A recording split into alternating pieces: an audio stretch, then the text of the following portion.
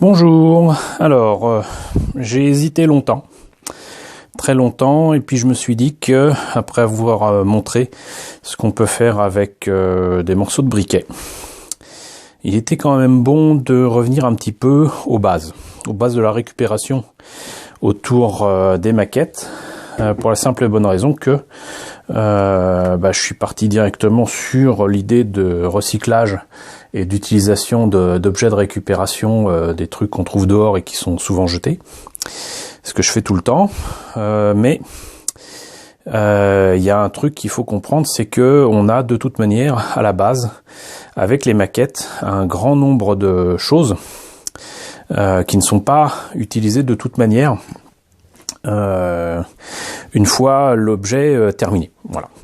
Donc le truc, c'est que vous le savez déjà, ce que je fais pour gagner de la place, c'est réunir des boîtes. Et par exemple là, j'ai deux fois le glage, comme on dit au Japon, de Macross, que je peux mettre l'un dans l'autre parce que la boîte de Bandai est légèrement plus grande. Et comme je vous l'ai déjà expliqué, on peut mettre de toute manière non seulement plusieurs maquettes dans une seule boîte, mais surtout une fois que la maquette est terminée, rien ne vous empêche d'utiliser la boîte pour autre chose que de stocker la maquette en question. Je le fais tout le temps. Alors c'est pas toujours très pratique parce que on se dit tiens, ma maquette est dans cette boîte là et puis en fait on sait pas où elle est. Mais qu'importe, je veux dire par là, rien ne vous oblige à jeter la boîte. Ça c'est une chose.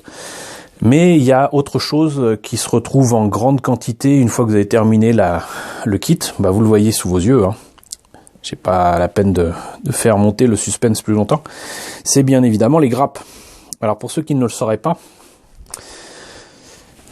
ce que vous avez là avec des pièces, une fois que vous enlevez les pièces, ce qui vous reste ici, ça s'appelle des grappes. Voilà. Comme les grappes de raisin. Et des grappes, on en a de différentes tailles, de différentes formes, bien évidemment de différentes couleurs, selon les marques, selon les époques.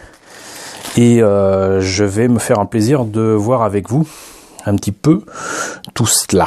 Donc dans un premier temps, il faut savoir que dans les maquettes modernes, et notamment japonaises, vous avez des grappes pour les pièces plastiques, mais vous avez aussi des grappes pour les pièces de polycap.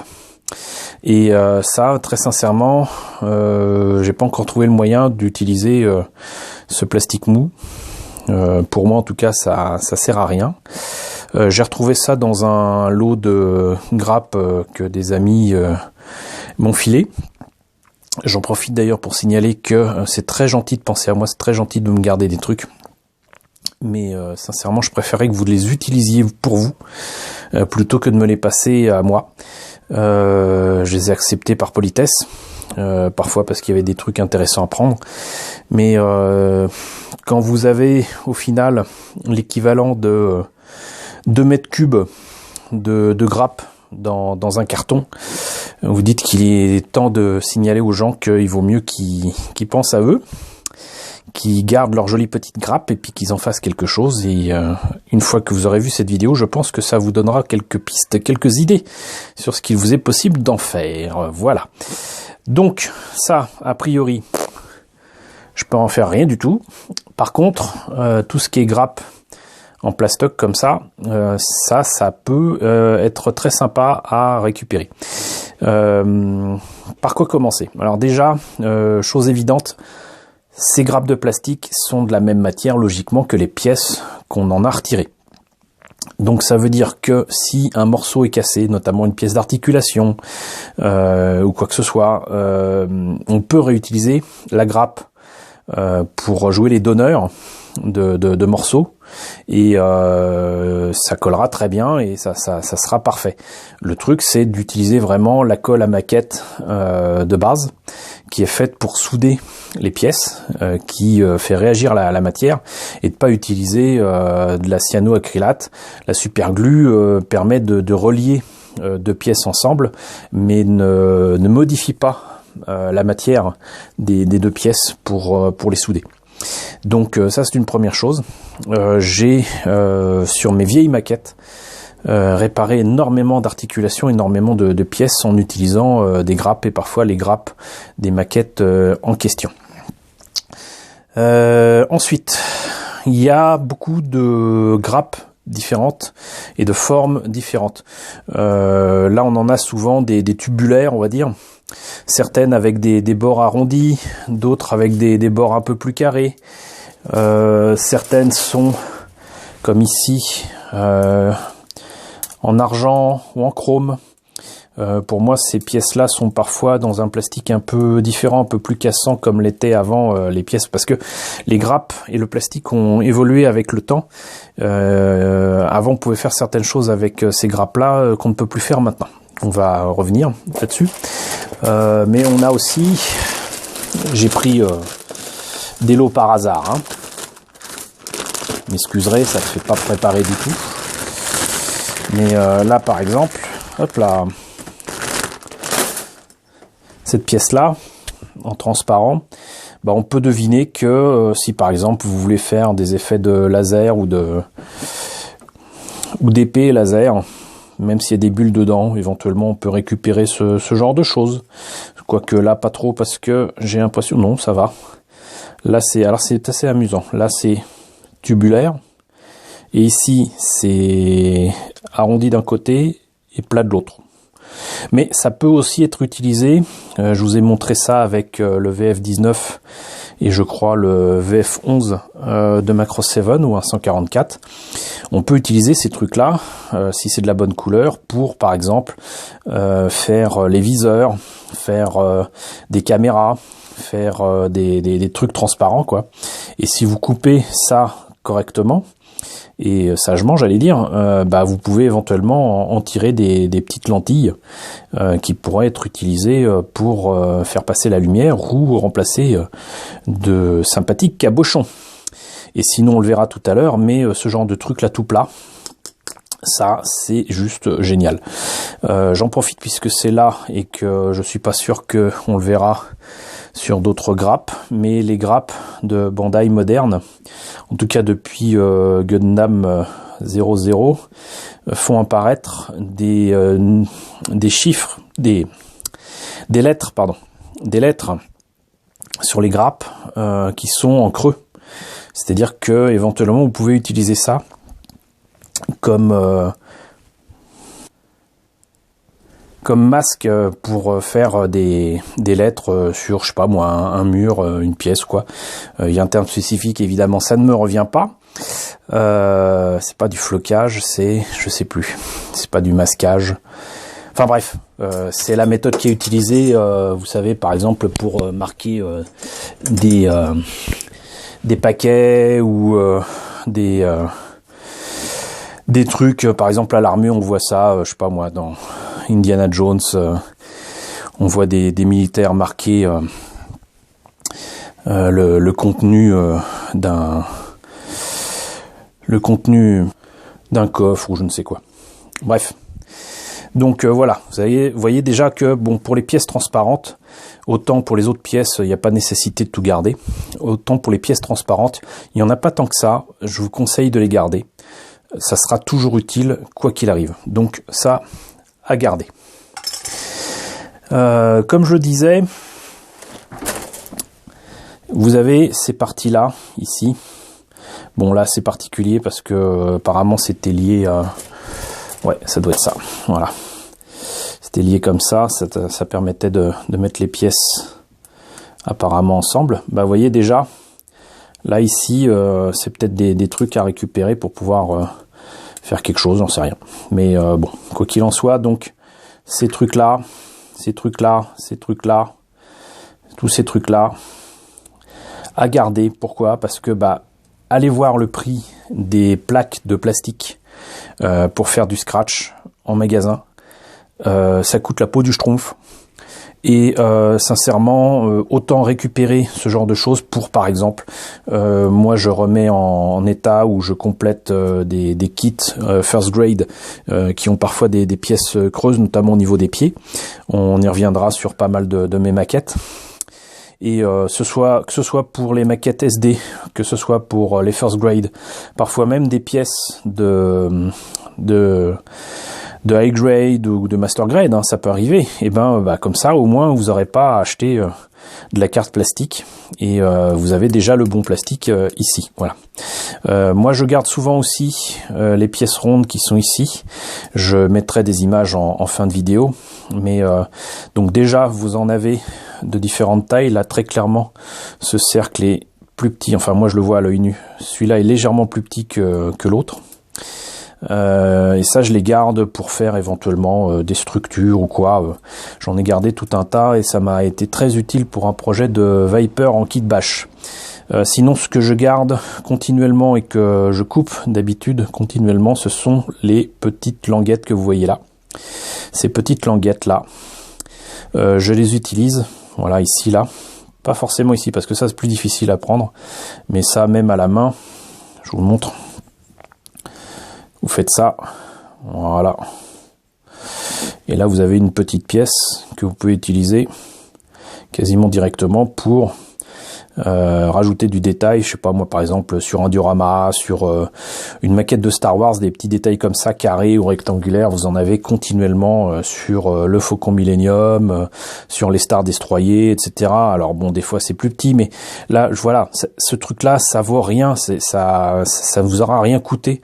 Et de toute manière, la grappe, la plupart du temps, les gens, ils s'en débarrassent et ils mettent ça à la poubelle. Donc j'utilise ça pour le détaillage de pas mal de mes projets. Ça va être le cas encore dans pas très longtemps sur un projet de diorama qui reprend la tranchée de l'étoile noire pour faire des petits trucs sympas. Je vous montrerai ça, un de ces quatre, autour de kits à la fois de Bandai mais aussi de Revell. J'ai quelques projets comme ça et vous verrez ce que ça donne. Donc là, vous voyez par exemple cette petite pièce, je vais avoir du mal à l'enlever, mais un coup de pince coupante et on y est. Vous avez encore, donc de toute façon, là par exemple, ça c'est très clairement, je pense, une grappe, une horrible grappe de chez LR. Faut toujours que ce soit chez eux qu'il y ait des petites languettes qui soient pas droites. Mais cette forme-là, elle est tellement particulière et tellement bizarre que là aussi, je vais l'utiliser. C'est peut-être du MT-ERTL, cela dit. Je suis un vilain pas beau, mais bon, ceux qui savent hein, que les maquettes LR, c'est pas franchement la joie et que c'est du bas de gamme, quoi. Mais bon, respect pour ceux qui travaillent dessus. Quoi qu'il en soit, donc ça, franchement, je vais la réutiliser pour faire des canalisations, des tuyaux sur les fameux dioramas et les surfaces de l'étoile noire ou autres. Et ça rendra vachement bien, d'autant plus que là on devine un peu moins que c'est une grappe de maquette. Pour la petite histoire, les grappes de maquettes, ça a souvent été utilisé dans le monde du cinéma. J'ai en souvenir d'ailleurs un décor qui a été utilisé dans Alien, le 8e passager, et où on voit Ripley qui bidouille sur des boutons pour faire partir l'alien qui est dans sa navette de secours alors qu'elle vient de faire exploser le Nostromo. Et si on regarde bien, du côté des boutons, on voit des morceaux de grappe. Et cette technique-là, Ridley Scott, je ne sais pas si c'est lui qui l'a demandé ou si c'est son équipe qui l'a fait, mais ils l'ont réutilisé aussi dans une scène coupée de Blade Runner, où on voit très clairement que le gars qui meurt au début du film est placé dans une espèce de caisson cryogénique et il va être interrogé par Descartes, et Descartes s'en approche et les détails techniques qu'il y a sur le caisson sont en fait des grappes de maquettes. Voilà. Donc de loin ça peut passer, de près j'imagine, et surtout en haute résolution ça doit faire quand même franchement bizarre, mais voilà, c'est parfois même utilisé au cinéma pour détailler des décors. Donc vous voyez là, Encore une fois, 2 petites languettes, une languette un peu plus grande, une petite languette, pouf. Et ça, vous mettez ça ensuite dans un petit boîtier. Moi, jamais utilisé, j'y reviendrai là-dessus sur la récupération à ce niveau-là des petites pièces. Je voulais vous montrer ça, mais évidemment, je n'ai pas retrouvé les éléments en question. Mais vous mettez ça dans des semainiers. C'est, vous savez, des petits sachets ou des petites boîtes, voilà, des petites boîtes avec les médicaments que vous avez à prendre le matin, le midi, l'après-midi, le soir, etc. Et donc c'est pour tous les jours de la semaine, lundi, mardi, mercredi, etc. Donc c'est des tas de petits boîtiers et vous avez donc tout un tas de petites boîtes qui sont parfaites pour mettre ces petits éléments. Comme ça, vous les perdez pas. Et en plus de ça, comme c'est souvent transparent, bah, vous pouvez les voir facilement et pouvoir ouvrir en sachant ce que vous cherchez. Donc, je continue. Et là, vous voyez, là, il s'agit d'une grappe de Kotobukiya. Je pensais sottement que seul Bandai faisait ces trucs-là. Visiblement, Kotobukiya le fait aussi. Mais par contre, on note que là, si je me trompe pas, c'est du Bandai. Là, c'est du Kotobukiya. La grappe est pas faite dans le même plastique déjà, mais surtout c'est beaucoup plus épais. Donc si par exemple vous cherchez des éléments comme ça qui sont un petit peu plus épais, bah, selon les maquettes, bah, vous aurez des trucs différents. Donc faut savoir éventuellement ce qu'on cherche et ce qu'on veut utiliser, mais très clairement là, vous voyez, ça c'est le genre de truc que je garde quoi qu'il arrive. Parce qu'encore une fois, bah, c'est un gros morceau de plastique, quoi. Ça, je peux découper facilement deux formes pour compléter les pieds d'un First Grade ou un 144 de Gundam. Hein. Donc ça à garder absolument. Enfin, il y a toujours des formes un peu particulières. Là, c'est encore du Kotobukiya, si je me rappelle bien. C'était la grappe d'un de mes zoïdes. Et vous voyez, donc là vous avez des formes très particulières qui me font penser moi soit des radiateurs. Imaginez ça, voilà, si vous voulez mettre un radiateur dans un bâtiment ou un 35, moi je pense que la forme là elle est parfaite. Ou alors carrément des tuyaux ou des turbines ou quoi, enfin un truc de moteur. Vous coupez ici, vous mettez ça dans un moteur et puis ça passe, hein, sans problème. Donc comme vous le voyez, je garde continuellement ce genre de truc. Ici, vous pouvez utiliser ça encore une fois pour mettre de la peinture et marquer C2 quelque part. Hein. Ça peut remplacer les décalcos. Et vous allez voir qu'à la fin de la vidéo, je vais me rappeler du nom à utiliser. Et ça, vous voyez, ça c'est les vieilles grappes là. C'était en relief. Voilà, c'était pas en creux. C'était pour ça que je l'avais gardé. Donc encore une fois, là on voit bien la différence de taille des grappes. Hein. Et ce genre de truc là, par contre, c'est pour ça que je l'avais mis ici. J'avais préparé un minimum quand même. C'est que bah là vous voyez, c'est un axe. Et ça me permet éventuellement de remplacer un axe cassé d'une vieille maquette. Avec par exemple un bassin qui est cassé. Ça m'arrive assez souvent d'avoir des robots au bassin cassé. Voilà. Donc ça peut toujours servir, mais encore une fois faut y penser. Là encore une fois des formes très particulières qui peuvent être utilisées, que j'utiliserai très certainement sur mon projet de diorama. Qu'est-ce qu'on a là? Ah oui, alors, donc, des trucs tubulaires, mais parfois on a des trucs plats, voilà. Et ça, par exemple, typiquement, si je mets ça, d'ailleurs je vois que, ouais, bon, si je mets ça sur un diorama à plat, ça tiendra beaucoup mieux, beaucoup plus facilement. Mais bon, il y a des formes particulières, c'est-à-dire que vous aurez des trucs, on va dire, ici en U, d'autres en O. Il y a plein de formes différentes. Par exemple, là, typiquement, c'est très carré. Si j'enlève ça, bon alors ça éventuellement ça peut rappeler, je sais pas moi, un mât de bateau, mais là si vous prenez tel quel, bah ça vous fait un rectangle qu'on peut utiliser pour différentes maquettes. Sinon, bah grosso modo, de toute manière, ce qu'il faut retenir, c'est que en plus de ça, ces morceaux de grappe peuvent être utilisés aussi pour faire des structures pour vos projets de kit bash ou de scratch. Et c'est ce que j'ai utilisé pour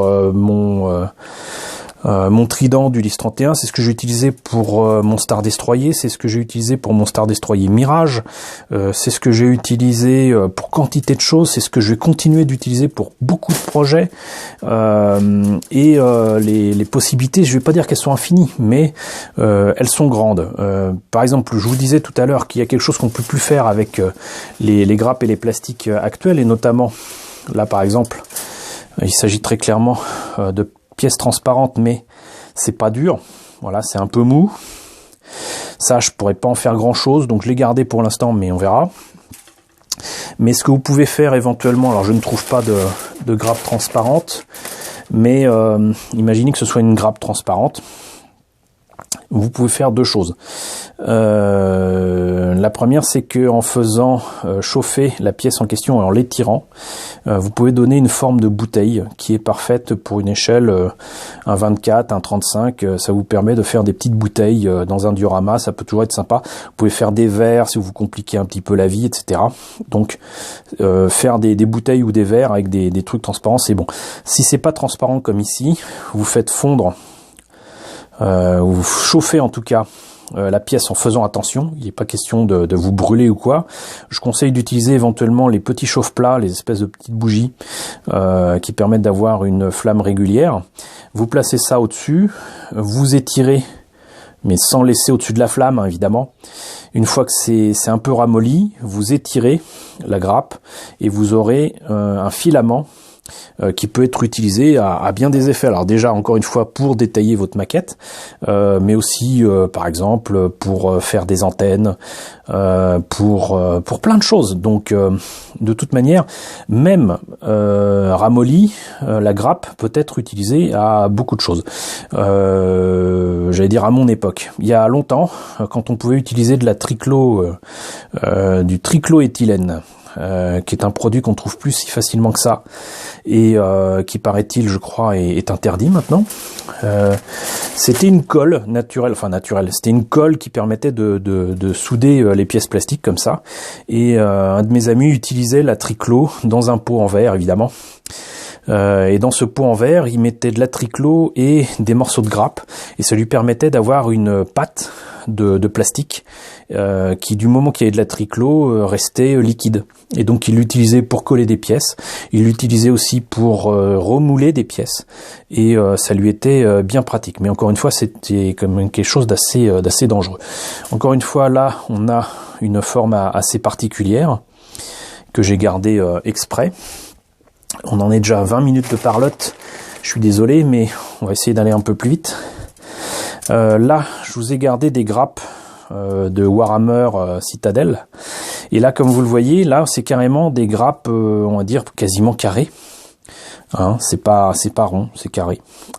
Là, par exemple, moi, ça me fait penser à quelque chose que j'ai vu il y a pas très longtemps sur le net. Quelqu'un qui s'amusait à customiser des maquettes ou des jouets pour en faire des véhicules à la Mad Max. Bon, ça, c'est clairement le genre de herse ou de trucs pointus qu'on pourrait mettre sur les véhicules. En plus, il y a déjà les petits ronds qui permettront de les faire tenir encore plus facilement. Si on coupe ici, si on garde uniquement ça avec le triangle, déjà là aussi, vous avez une forme assez particulière qui peut être utilisée. Et sinon, beaucoup de gens chez les joueurs de Warhammer 40 000 utilisent en fait ces grappes et les coupent en petits morceaux pour en faire des morceaux de briques qu'ils mettent dans les dioramas et dans les ruines qu'ils font pour leur jeu de plateau. Mais donc encore une fois, de toute manière, il y a quantité de choses que vous pouvez faire avec ces grappes. Et je dis pas qu'il faut tout garder, loin de là, parce que vous serez vite débordé. Mais pensez-y à 2 fois avant de jeter ces grappes-là. Et gardez au moins ces grandes parties plastiques-là. Ça peut toujours être utile. Et gardez surtout les pièces transparentes. Et pour le reste, à vous de voir. Moi, par exemple, cette forme-là m'inspire beaucoup. Et outre que, voilà, même, vous voyez, même sans utiliser de lame ou quoi, hop, non, j'arrive pas à casser parce que la grappe est trop petite. Et le plastique est un peu mou d'ailleurs. Bref.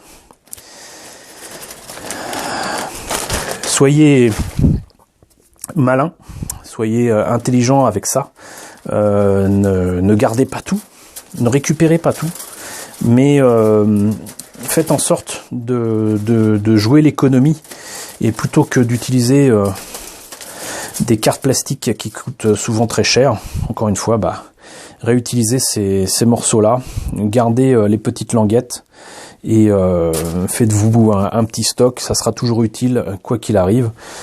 C'est toujours très pratique. Là par exemple, même ici, hop, j'ai gardé ça avec les pièces, vous voyez, je peux les enlever très facilement, et si vous faites ça régulièrement, je pense que vous ne le regretterez pas. À terme, ça sera très utile. Voilà, écoutez, je pensais faire vite. Finalement, 25 minutes, c'est long. Je suis désolé. J'espère quand même que cette vidéo vous a plu. Je vais terminer avec plein d'images d'illustration des différents projets où j'ai utilisé des grappes.